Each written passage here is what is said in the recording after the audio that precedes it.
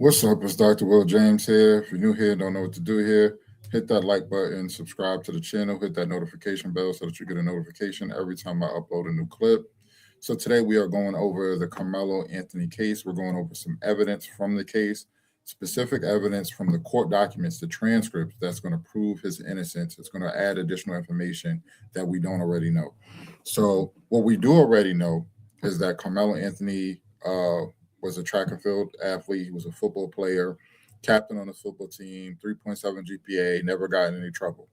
Yet people still lie and try to say, you'll see people saying, oh, he was suspended from school. He wasn't supposed to be at the track meet. Those are lies. He wasn't suspended from school. He was supposed to be at the track meet. The court documents prove that. And then again, you ask these people to provide a source, they can't. But then again, racists and coons, they're not looking to be honest. They're looking to try to win an argument. They're looking to try to bring up some sort of information that can make their case. It doesn't. All right. We do know, again, that Karmelo Anthony was attacked by a kid who was significantly bigger. People try to make the case that Karmelo Anthony is guilty of murder as if he just walked into the tent, refused to leave, and then just stabbed someone for no reason without being touched. And then, okay, again, this would be a different case if Karmelo Anthony was never touched. Like if he just stabbed Austin Metcalf like out of anger, then 35 years is warranted. That's murder. But when you put your hands on someone, that's where we have the nuance in this case, where now you have to argue, was that warranted? Did he intend to kill him? Which I would argue he did not intend to kill him. And based off the Texas Penal Code 19.02, you have to prove that he intended to kill. Again, his actions before, during, and after prove he did not intend to kill. That's the simple facts that no one could get around. He was invited into the tent. People skate past that. According to witness testimony, we're going to see that. And you're going to see the witness testimony contradicts itself too. You could go right online and see this. But those are just some of the key facts. I don't want to talk about it too much. I want to get into this. Some of the stuff that people didn't know. So I brought up the fact already before that Karmelo Anthony has seizures. But if you go online, you go into the website, it's collincountytx.gov. You can access this. The transcripts are public information, all right? And this is why I believe, I'm just going to say this real quickly. This is why I believe the judge in the case is a suspected white supremacist, allegedly, because he could have made this case public. He could have allowed cameras into the courtroom, and then this information would have had the court case would have been transparent. Everyone would have been able to see it, like the O.J. Simpson trial. He didn't. I don't think he wanted the public to have access and to have a real opinion about this information and be able to form, a solid conclusion and opinion about the case based on all of the evidence and hearing everything. So now we're getting the testimony later. We're hearing all of these facts later. I brought up to people that Karmelo Anthony had epilepsy, and a lot of people was like, "Oh, that wasn't brought out at trial." Yes, it was. We just didn't know. So yeah, I think that's very odd, and I think that's crazy because we can do FOIA requests and things like that for this information. I think judges have too much power, and someone should have been allowed to film in the courtroom. This is ridiculous. So, page 28. I'm going to start so that we know that this is talking about Karmelo Anthony. So it says, Melo starts at Centennial his sophomore year. He gets good grades. He joins the football team. He had always played offense, but the coach needed somebody to play safety on defense and asked Melo to change positions. So he does. He is a team player. Never played that position before, struggled to learn it, but eventually, by his senior year, he is playing and he is elected captain by his teammates. This is his lawyer speaking. Also, while he is in high school, he has his first seizure, learns that he has epilepsy, diagnosed with epilepsy. His younger sister also has epilepsy. He gets on medication. It is pretty well controlled with medication. So, Karmelo Anthony has epilepsy, okay? He has epilepsy. If you have epilepsy, that does change things because someone getting hit in the head or head trauma, brain trauma with epilepsy, it is more of a risk than someone who doesn't have epilepsy for obvious reasons. Okay. He could fall, he could have a seizure. All right. So when people say, was it warranted and things like that, this is additional information that you need to, was him using a knife warranted? This is a different additional information to use, to know. But you also don't know that Karmelo Anthony was injured. He was not at 100%. And the evidence is going to bring that out. He had a shoulder injury. He was in a sling for months because he got injured during football season. And he had physical therapy the day of the event. He had physical therapy the day of the track meet, but he canceled it to go to the track meet. That's in the court documents. So when people say, oh, why don't you just fight him if it's one person? Let's say he wasn't going to get jumped. Why don't you just fight him? This person is, Karmelo Anthony in the court documents is listed as 5'8", 140. Austin Metcalf is listed as 6'1", 213. That's a 73-pound difference. 73 pounds. 5 inches and 73 pounds. Significantly bigger individual. And so you want him to fight someone who's significantly bigger with a messed up shoulder? Okay, like, come on. It was a quick reaction. He got grabbed. He said, get off me. People trying to make this out to be murder is just ridiculous. You got your white supremacists and things like that, but the evidence is the evidence. Going into his senior year, going into the fall of 2024, when he gets elected captain of the football team, is having a good year and gets injured that fall. Injures his shoulder, and a few games into the season, his season is done. He is in a sling for months until shortly before the track meet that changed everyone's life on April 2nd, 2025. So he's in a sling for months. So that's like a broken shoulder. I don't know if it's the rotator cuff, clavicle bone, but he's in a sling for months. So he doesn't have full access of both shoulders, which you would need or which will come in handy when you're defending yourself. All right. This is on page 29, day 1 of the transcripts. Anyone could go look this up. These are facts. On April 22nd, I think it meant April 2nd, 2025, Melo woke up a little late in a rush to go to the track meet, drove from his home to school where he got on the bus with the rest of his teammates.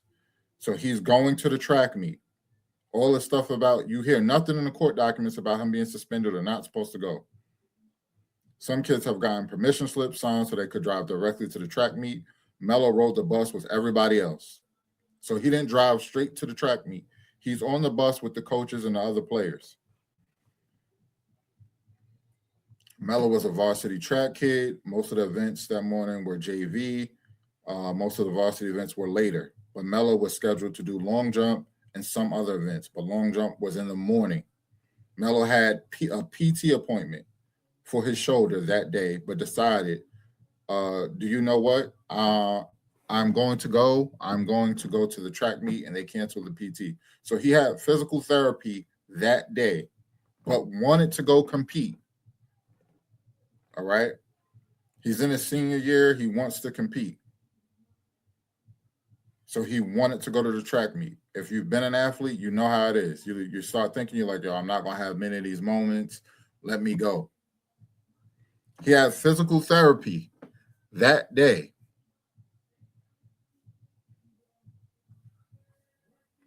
So he's nursing himself back to health. Went that day.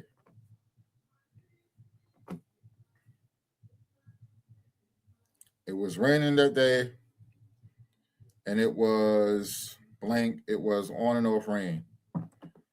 But like we all know here in Texas, sometimes that on and off rain turns into heavy rain, and then it stops, and then it looks fine, and then 10 minutes later it is raining again, and that's what was going on.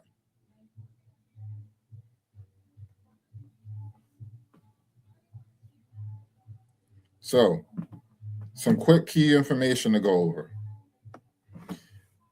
He was supposed to be at the track meet, drove his car to the school, then got on the bus with everyone else, went to the track meet with the coaches and the players. No mention of him being suspended. That would have been brought out. The prosecution didn't bring that out. His defense attorney didn't have to bring it out because he was supposed to be there. The opening testimony, they're talking about how he's supposed to be there. 3.7 GPA.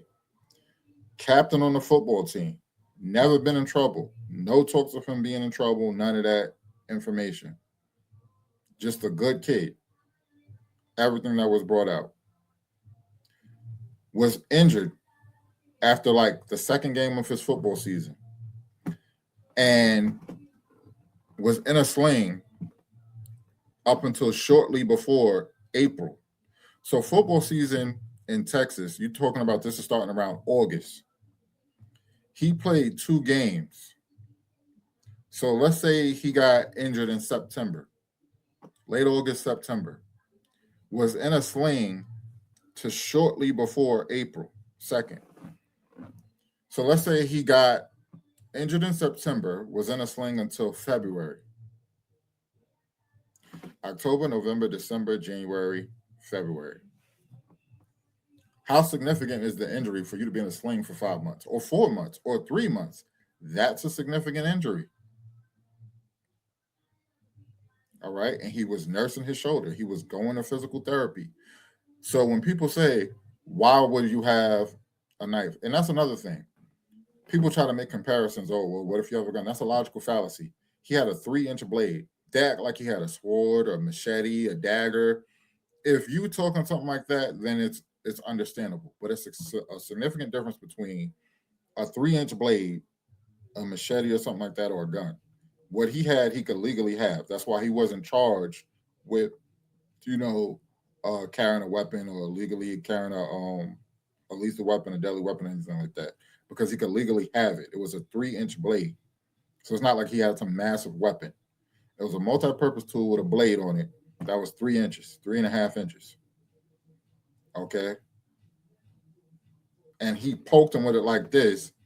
The pressure of Austin pressing down could have made it go deeper than he intended to. For you to prove that this is murder, you have to prove that he intended to stab him in the chest. I've said this before. On the largest scale, 7% of stab victims die. That's the highest percentage you see.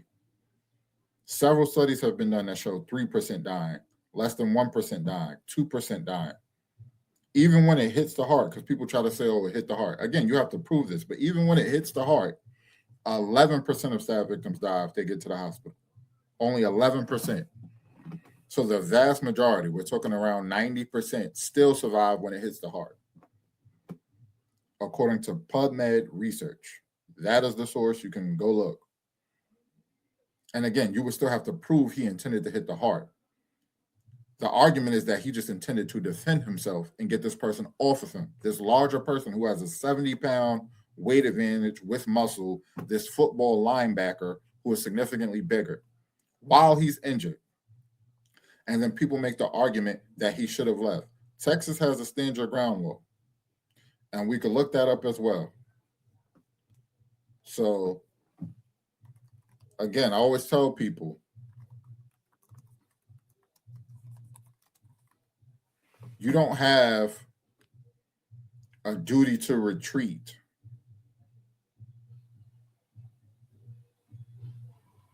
Uh, 931, self-defense in Texas Penal Code, deadly force of person.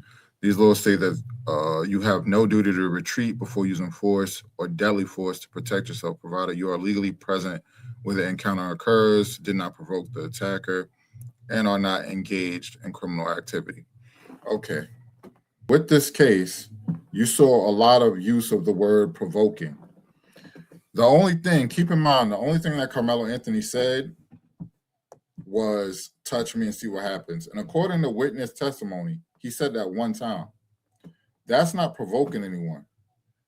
He had his hand in his bag, and then he told them, touch me and see what happens.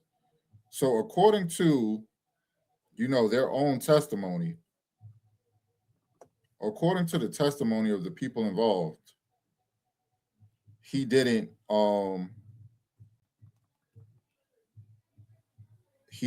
provoke. Like, that's not provoking to me.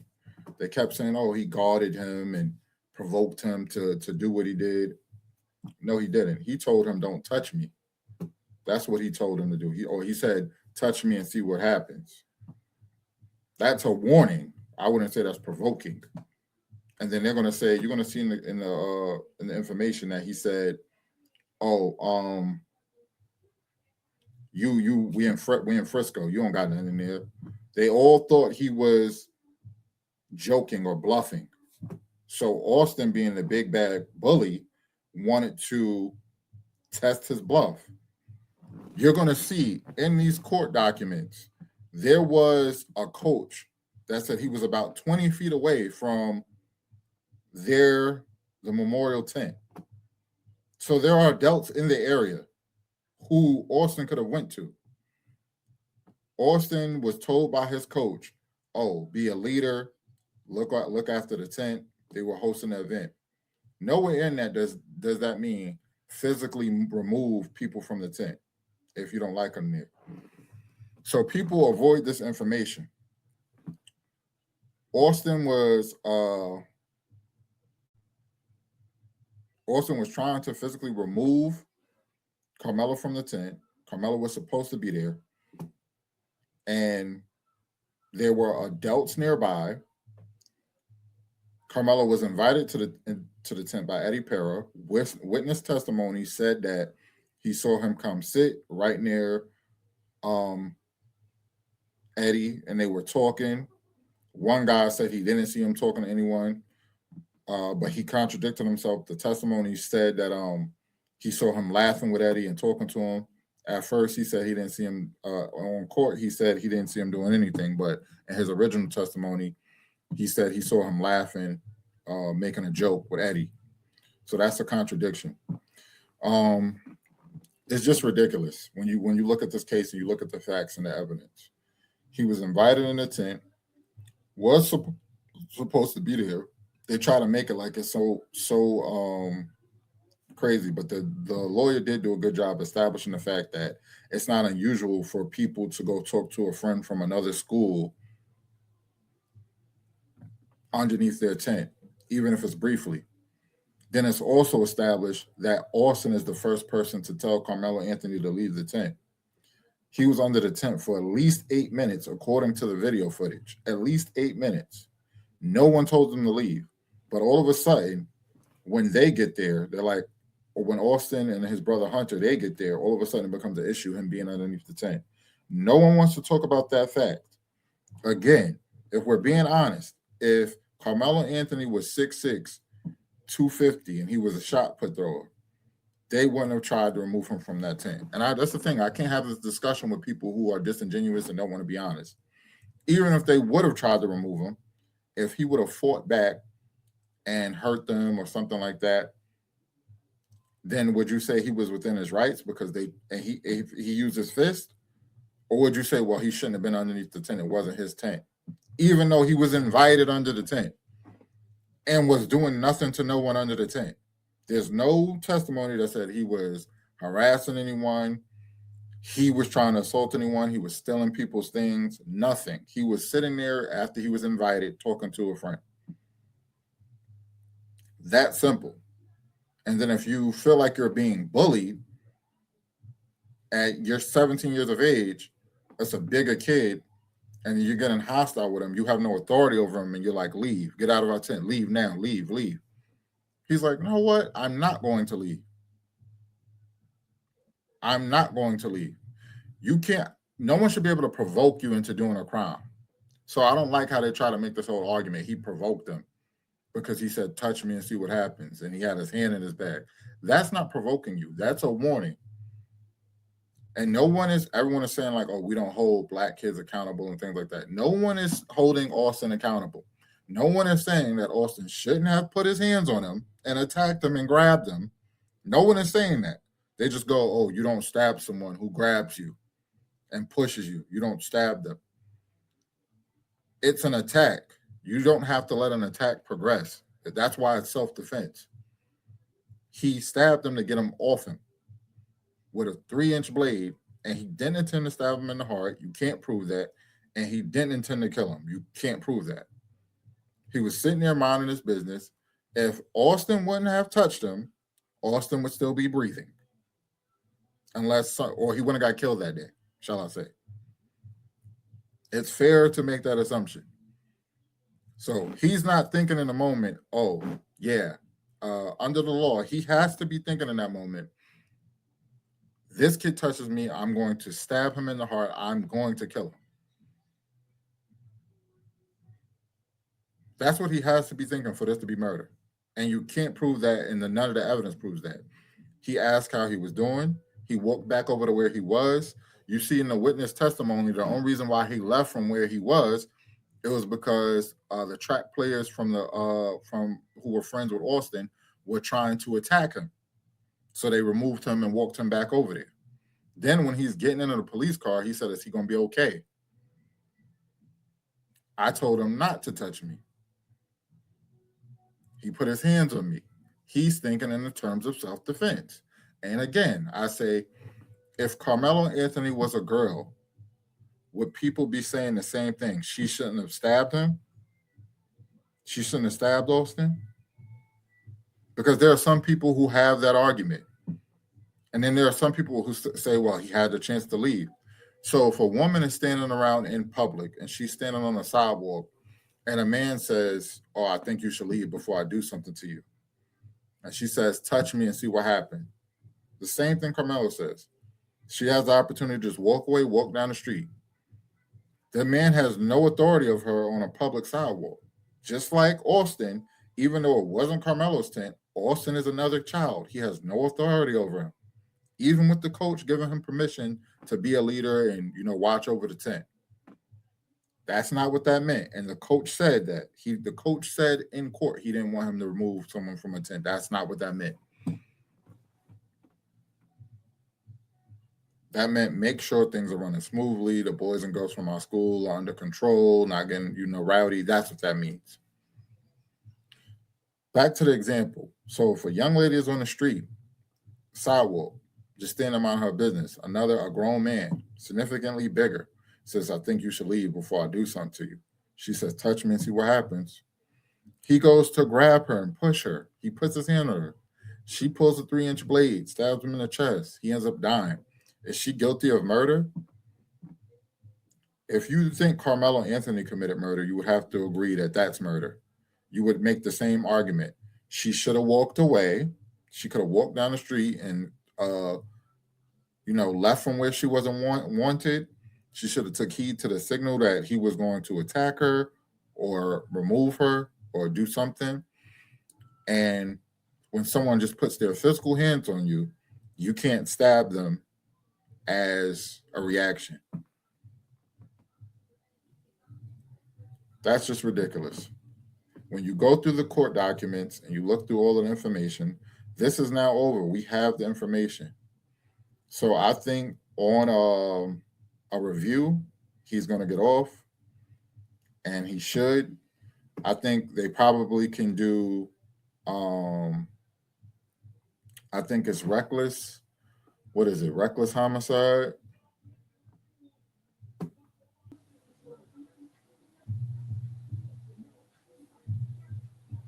Okay, so this one.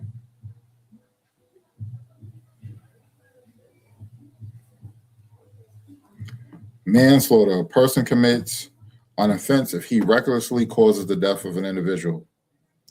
An offense under this section is a felony of the second degree, except that the offense is a felony of the first degree if it is shown on the trial of the offense that the defendant committed an offense under section 2809 as the conduct caused the death of an individual.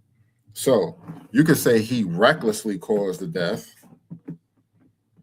or you could say maybe criminally negligent homicide under section 19.5. A person commits an offense if he causes the death of an individual by criminal negligence. An offense under this section is state jail felony.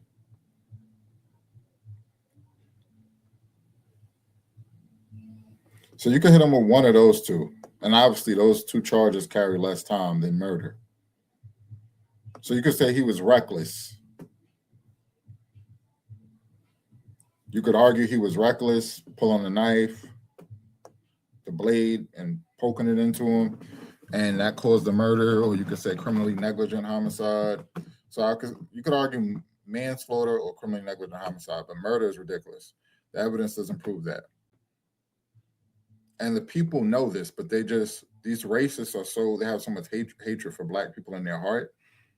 That's why that's why it makes it hard to listen to their talk. Like, we hold our community accountable for YNs and the kids who act a certain way within the black community. But then you take a kid like Karmelo Anthony, who was a good kid doing the right thing, and you just be objective about, hey, this kid had 3.7 GPA, did track, did football, was a captain on the football team, stayed out of trouble, was working 2 jobs. That came out in court that he was working. So this is a kid who's productive, working, has a girlfriend, has a life ahead of him to be a productive human being, a productive adult in society.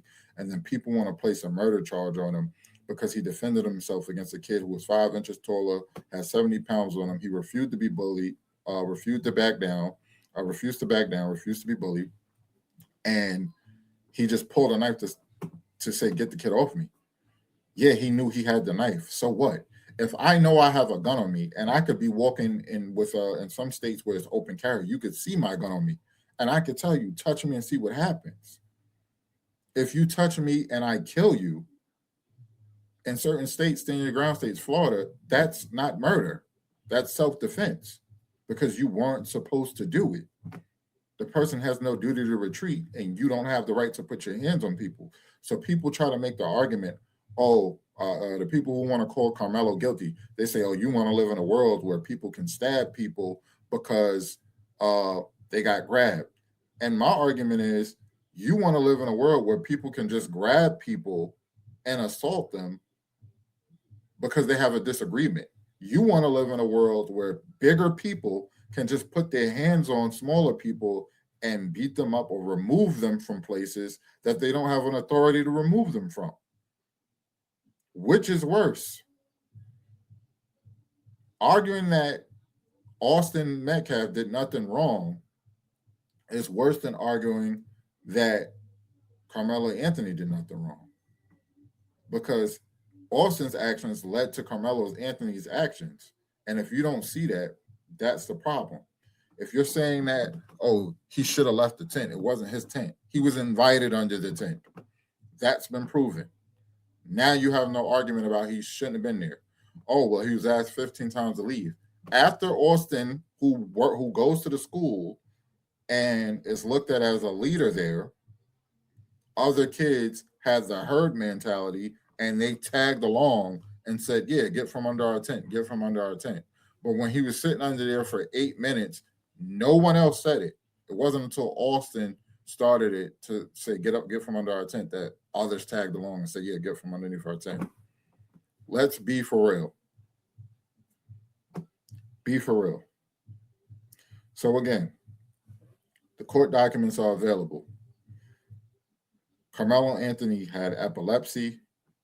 He was injured, recovering from a shoulder injury. He had physical therapy the day of the track meet, but he canceled it to go to the track meet. He was recovering from an injury.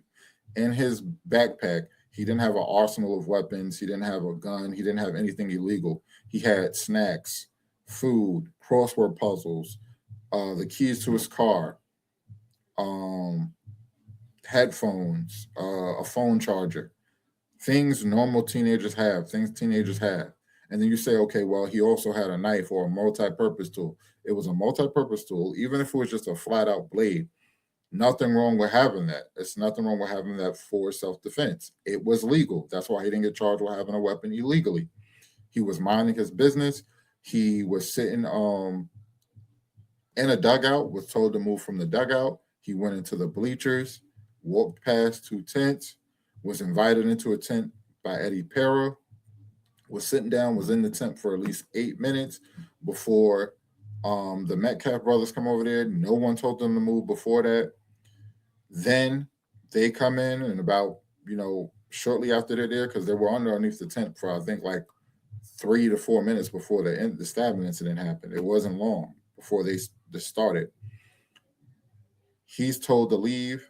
He refuses to be bullied by kids who are significantly bigger. Again, Austin Metcalf listed as 6'1", 213 in the court documents, and Karmelo Anthony is 5'8", 140 in the court documents. That's a 73-pound weight advantage. That's crazy. Significantly bigger person. And he's like, you're not going to just bully me to leave. And again, in the court documents, it says that a coach was nearby. The coach was 20 feet away. The coach name is Coach Joshua Redman. Coach Joshua Redman said that he was only 20 feet from the memorial tent in his testimony and was looking at the tent, and he didn't even notice any commotion or anything like that. So they couldn't have got too loud or too active according to his testimony, because he said he had broken up several fights. He was used to seeing this type of thing. Coach Redman, a grown adult, a coach, is 20 feet from their tent. He said he was no more than 20 feet, and he's facing the tent. So the Metcalf brothers and other individuals could have easily got an adult and said, hey, this kid is not supposed to be under our tent. Get him removed from our tent. So the Metcalf brothers, or Austin Metcalf, didn't make the best choice. Neither did Karmelo. He didn't make the best choice to refuse to leave and then use a weapon when someone put their hands on him. So you can say that's not the best choice. No one is saying he acted perfectly and that was the perfect reaction. But to call that murder now is crazy, especially when the steps that should have been taken. But again, we're talking about kids. They're 17 years of age. Austin Metcalf didn't make the best choices either. And it's unfortunate that he passed. So to give Karmelo a consequence to say, you overreacted and you should have just left before you had to use deadly force, or potentially, use a weapon, putting it on someone, even if the data shows the small percentages, even if we acknowledge that, we say, we're going to give you some consequence. So we're going to give you 2 to 5 years for what you did. To say now that we're going to give you 35 years in prison, you intentionally did this, you wanted to kill him, you went to the track meet that day with the intention to kill, that's just crazy. And the people who say, oh, what are you doing at a track meet with a knife? It's just crazy. It was in his backpack. It would have stayed in his backpack had he not been attacked. He's been in several track meets, ran track, never did it, never used a weapon on anyone in his life. No record. So these are just the facts. Y'all can let me know what y'all think. Peace.